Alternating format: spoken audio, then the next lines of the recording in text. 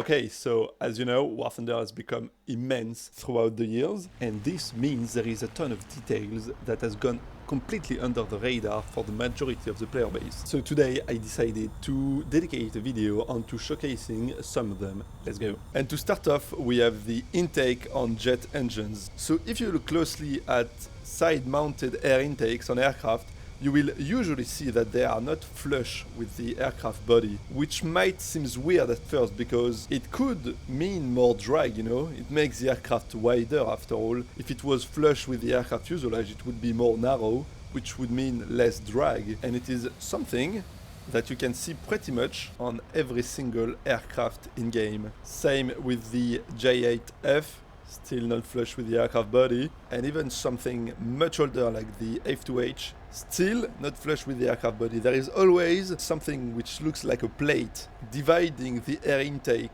from the aircraft body, and it's for a purpose, obviously. And they come in every kind of shape, size and form. As you can see on the Rafale, it's very weird looking, you could say.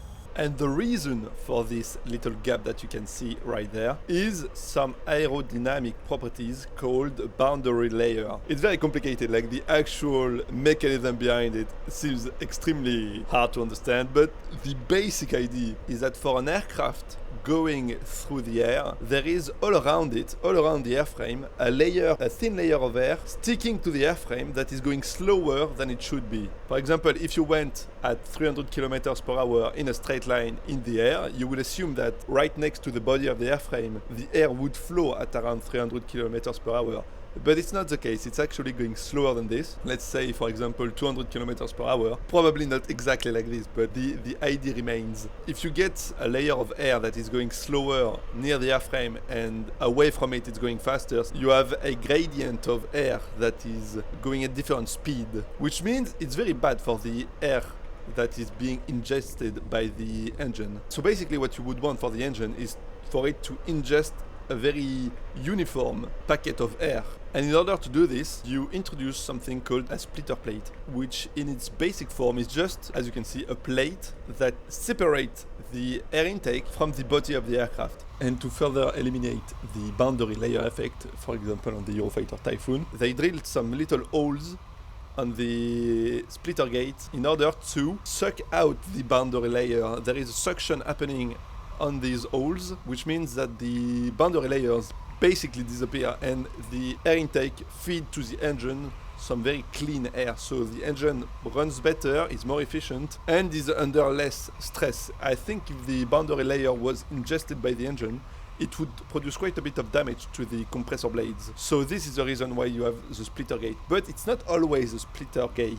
Especially on newer aircraft, it's something else. For example, on the JF-17, there is no splitter plate. Instead, you can see there is two bumps. And this type of air intake is called DSI, which stands for divertless supersonic inlet. So to make those work, you first need to add the two bumps, but you also need to make the air intake move forward a bit. It's kind of weird to explain, but as you can see, the air intake is forward. So just adding those two bumps to the air intake of the aircraft is very beneficial. First of all, it compresses the air a little bit while entering the inlet. Very convenient, considering to make a jet engine work, you need to compress the air. So it helps in efficiency in that aspect. Second of all, it is a lot less complex and a lot lighter than usual splitter plate design. So once again, pretty much a no-brainer to use this kind of design nowadays instead of what we were using before. And DSI does all that while still diverting the boundary layer just fine. So this is a reason why it's very common nowadays, but the main reason I think is that it is actually more stealthy than a splitter plate. This must be the reason why you see it on the F-35, J-20, the newer versions of the J-10, on the JF-17. It is all of those benefits that make this new type of air inlet so popular. So yeah, a lot comes into making an air inlet, and once you see it in game, you can't unsee it, and I think it's very cool to notice it.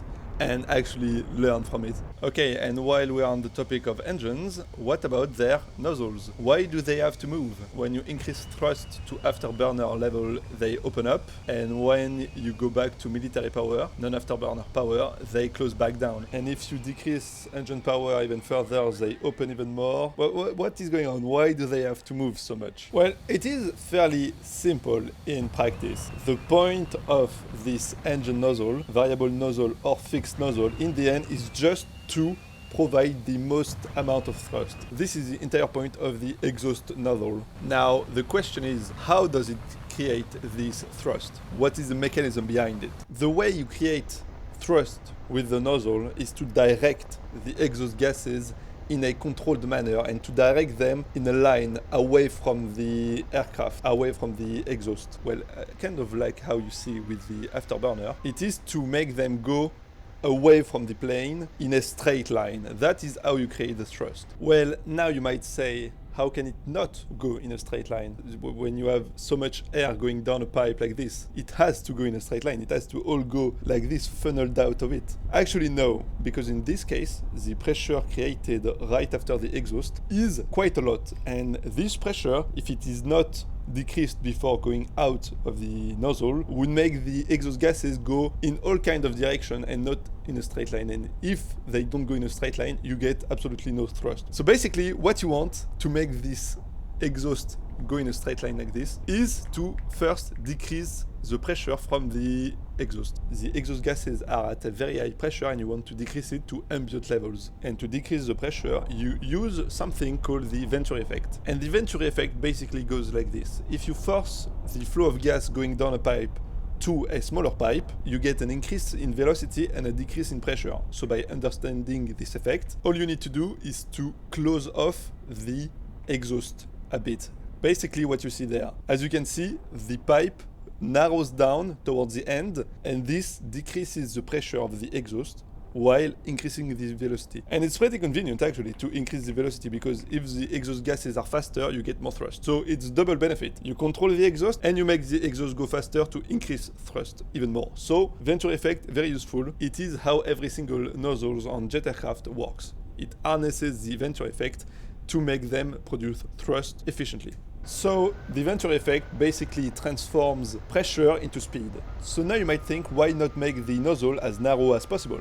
Well, two things. First, if you kept on narrowing down more and more the exhaust nozzle, you wouldn't get any more speed out of it, because the pressure would eventually drop to ambient levels, and once it reaches ambient levels, it wouldn't go any lower, because if it were to go lower, basically you would get the ambient air, the outside air, going inside the engine nozzle to fill up the gap. So basically it makes no sense. So first issue, you can only drop the pressure down to ambient levels. Second limiting factor to wanting to make the exhaust nozzle as narrow as possible is the speed of sound and what happens when the exhaust gases reach the speed of sound. Once you have a gas going supersonic, the Venturi effect basically goes upside down. So while before a converging pipe made the velocity go up and the pressure go down, for supersonic gases it does the exact opposite.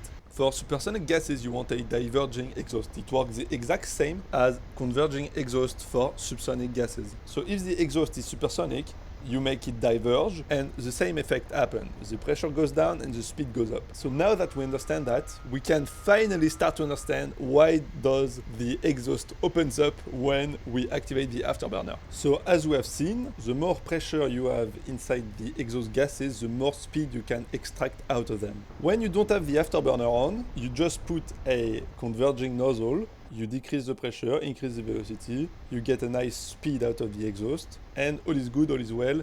The exhaust is subsonic, everything is working well. However, once you activate the afterburner, what you get in the exhaust gases is a massive increase in pressure. This means if you kept on narrowing down the nozzle, it would eventually get to supersonic levels. In the narrowing nozzle, once the gases reaches supersonic levels, the nozzle would actually compress the gases instead of decompressing them, and you would get a massive reduction in speed. So this is not what you want at all. So to make this all work inside the exhaust, you first have a converging nozzle, which decreases the pressure and increases the speed until the gases reach supersonic speeds. And once you reach supersonic speed inside the nozzle, it goes in a diverging form. So it first goes converging until the gases reach supersonic speeds, and at this point, this precise point, it goes diverging, so that throughout this nozzle you get a continuous drop in pressure and a continuous acceleration of the gases. Even though it goes converging and diverging, because of the inversion of the Venturi effect, once the gases reach supersonic speed, you need to first converge and then diverge. This is why you see, for example, on the F-18 exhausts, it first narrows down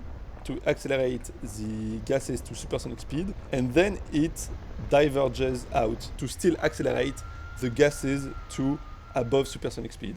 This is basically how this all works. The nozzle moves around to decrease the exhaust pressure to ambient levels and to always have it exit at the right pressure no matter what speed regime you're at. Low throttle, high throttle, afterburner, no matter which engine regime you are in, you will always get the most out of the exhaust gases, basically. And just to clarify one last thing that you might think that doesn't make any sense, if when you don't have the afterburner engaged, the exhaust gases are subsonic, how come that some aircraft, like the Rafale right there, can go supersonic while not having the afterburner on? Physically, you can go faster than the thing that propels you goes at. Action reaction, this is the principle behind thrust, basically for everything. So what's happening? Basically, the exhaust gases are very hot, which means the exhaust gases are subsonic, yes, but are still going very fast, around 600 meters per second, generally speaking, when we speak about subsonic jet exhaust, which in that case is around 2100 kilometers per hour. More than fast enough to propel an aircraft at supersonic speed, as you can see, for example, with the Rafale right there. Anyways, the explanation remains. It's still the exact same thing.